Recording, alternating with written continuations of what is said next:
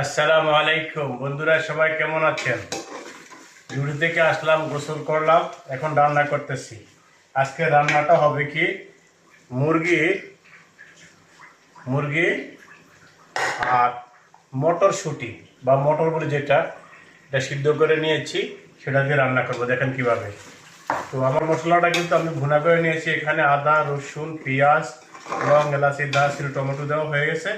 আমার মশলা কিন্তু পুরা পারফেক্ট হয়ে গেছে। এখন আমি কি করব, আস্তে করে মটরগুলা দিয়ে দিব। ঠিক আছে, আপনারা দেখেন রান্না। এই মটর দিয়ে দিলাম, ঠিক আছে। এখন ধীরে ধীরে আস্তে আস্তে নাড়াচাড়া করবে, মটর ভাঙিয়া না যায়। খুব ঠান্ডা মাথায় চুলার আঁচটা একটু কমিয়ে রাখতে হবে, ঠান্ডা মাথায় রান্না হবে। আজকে রান্নাটা ইনশাল্লাহ আশা করি খুব ভালো হবে। আপনাদের সকলের দাওয়াত। আপনারা দেখতেছেন কিনা জানি না, আমি একটু মোবাইলটাকে নিয়ে দেখাই, দেখা যায় আমার মোটরের কোয়ালিটিটা।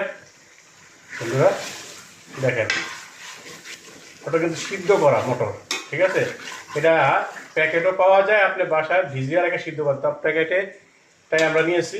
আজকে মুরগি দিয়ে একটু অন্যরকম খাবো, এই জন্য। তো আপনারা সাথে থাকবেন, আশা করি সবাই।